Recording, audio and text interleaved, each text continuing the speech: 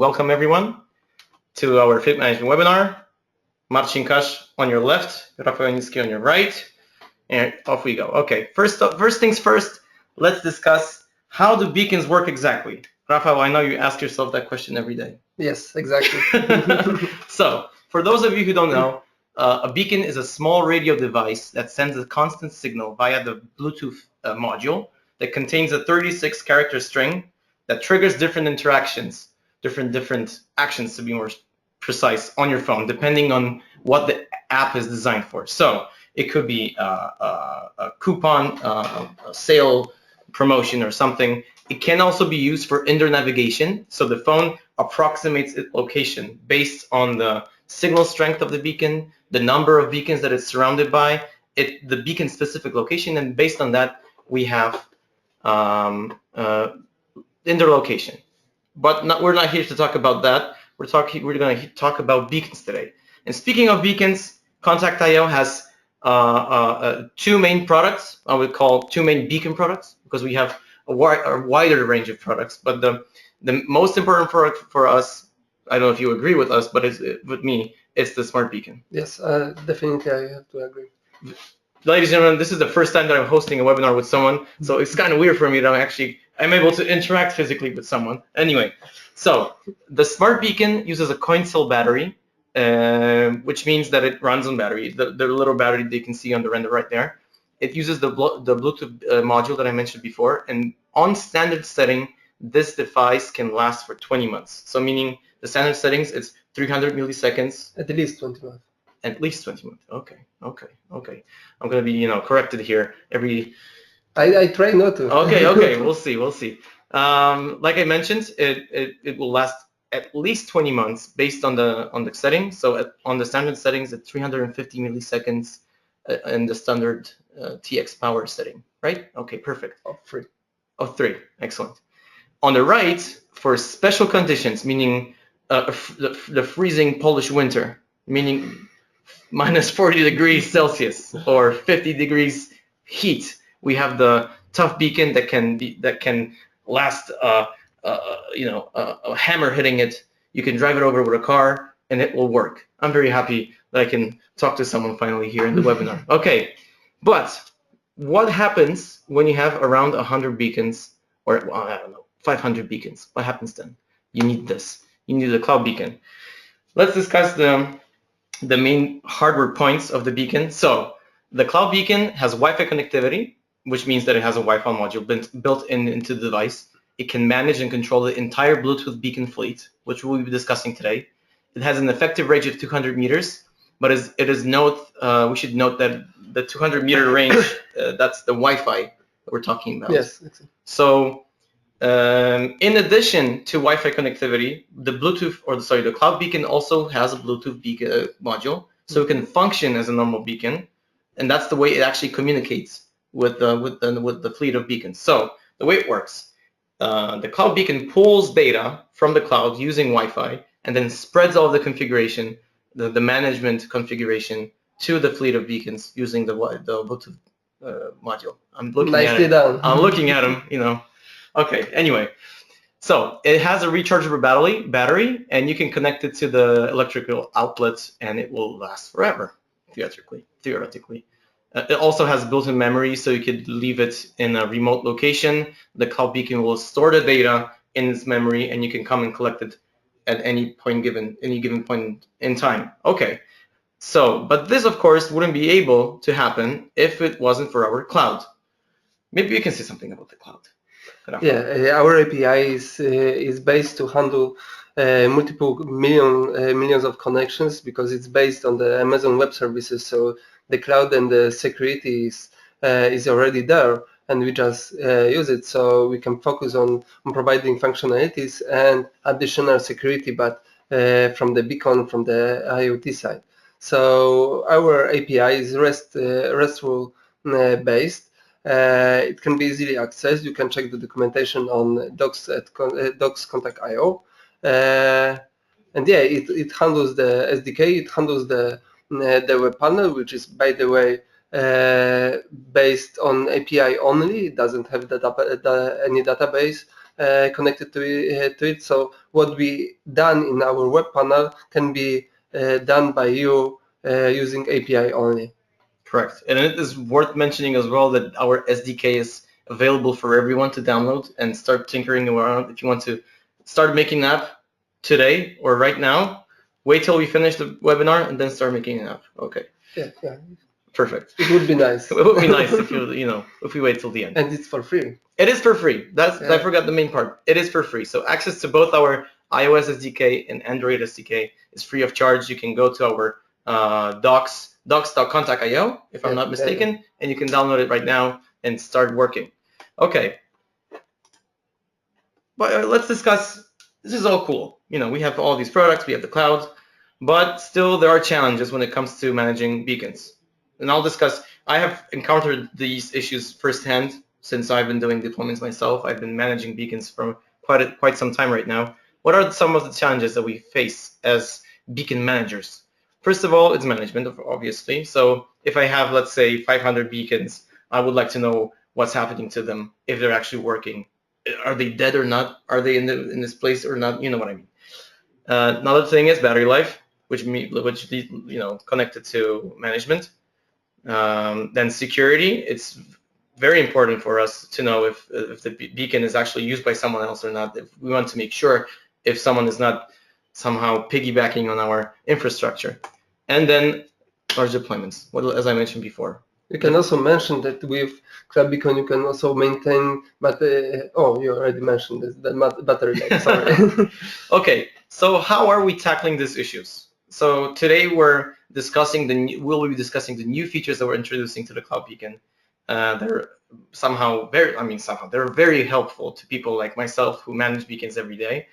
And the first things we're going to discuss, the first thing we're going to discuss today is fleet management as a whole, because you can think of it as an umbrella under, and you have a lot of different features under fleet management. So a few things we're introducing is bulk management, which means that you can manage your beacons in groups. Let's say that I want to, out of a 500 group fleet, I want to only manage a group of 15 beacons or something. I can do that within the panel. We have provisioning options, so you can change, of course, the UID, the major and minor, all done through the cloud, as well as the advertising interval and the TX power. The green little thing on the bottom says all done OTA, which means over the air. All of these changes can be done through the panel, but most importantly, all of the changes that we're doing to the Cloud Beacon, meaning firmware updates, they're done over the air as well. But on the maintenance window, it was saying. So the way this works, okay, let me start again. The Cloud Beacon has a so-called maintenance window that you're able to set on your own.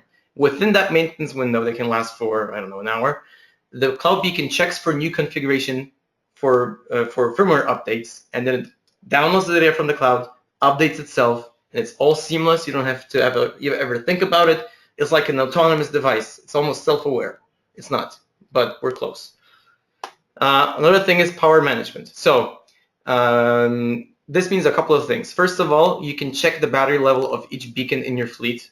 So let's say that I have, in the Palace of Finance in San Francisco, I deployed myself around 100 beacons, and I installed, I think, 5 cloud beacons. Mm-hmm. And thanks to this, I am able to check the power levels, the battery levels of each of these beacons in real time. So I can just go to my web panel and see, okay, beacon number XYZ or something, I actually always give aliases to my beacons, is currently on 99% battery. And this is very useful for us beacon managers. Okay. Another very cool feature that we introduced not long ago is called the power saving, or the power, it's a power saving feature that allows your beacons to last for an enormous long, so for a very long time. So maybe you can explain how this works exactly. Yeah, with fleet management and with Cloud Beacon and by using fleet management, you can set to, for example, set the interval to 1 second and TX power to the lowest one for whole night, because your shop is not working over the night, or museum is not working over the night. You can also set those beacons to not work over the weekend. So having those actions, having those possibilities can extend battery life of a beacon at least twice, so up to 4 years, because if they are off for the night or probably even the late evening, it just turns off. The 1 second interval is like turning Exactly. off. So what does that mean for us beacon managers? If you go into your web panel, the Kontakt.io web panel, you choose one of the beacons that you want to manage, you will notice that we have updated the UI. So you have different tabs that tell you different things. One of them is power saving, one of power management. You can set a schedule for each of the beacons, meaning that I can set them, I want my beacons to only work from Monday to Friday from 7 a.m. to 7 p.m. and it's all done automatically. You don't have to think about it, and it's done through the cloud with our cloud beacon, and the cloud beacon sends the configuration to the beacons. Okay, let's move on. Security. So as I mentioned before, this is very important for us. One of the few things, the few things that we've, as beacon manufacturers, encountered is so-called piggybacking and spoofing. So we've introduced a system for both these issues called the major and minor rotation. Shuffling, sorry. So maybe you can explain how does this work exactly? The shuffling is quite easy, especially using our cloud beacon, because you can set the shuffling for the UID major minor, but it's, by the way, it's recommended to use major minor only, unless you are aware what UID shuffling means actually. You can set this shuffling to shuffle every 6 hours or 24 hours.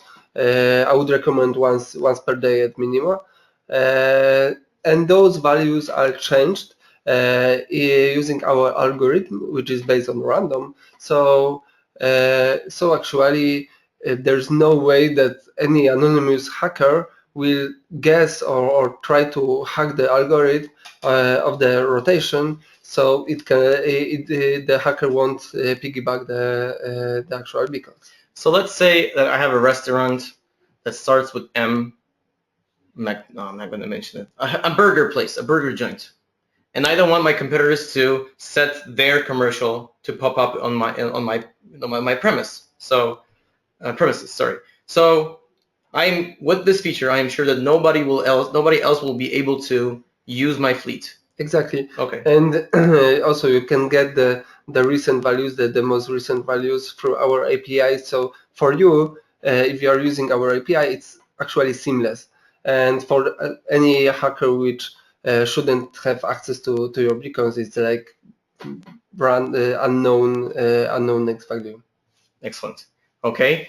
Last feature for today is MAC address scanning. So one of the known issues right now in the beacon world is the thing about beacons is that there needs to be an app on the client side to the actual interaction to happen. Yeah. So, but there are other ways to get data from devices or the data or devices that are in your venue without the app. Additional information. Additional information, exactly. So what we're allowing with the Cloud Beacon is to scan MAC addresses within its range. So the Cloud Beacon will be aware of how many devices are actually in its vicinity, both with Bluetooth and Wi-Fi. Mm-hmm. If you would like to add something about this MAC feature. No, it's Bluetooth and Wi-Fi. Exactly. So the most important thing here is that it doesn't actually require an app on the client's phone. So if I am a store owner, let's say I sell shoes, and I have a cloud beacon in my store, I will know how many people enter and leave the zone at a given time and at a given space. It can be easily used for optimizations of the venue and TX powers of the beacons, probably even intervals. So it's a great analytic tool to improve your beacons and therefore improve your revenue.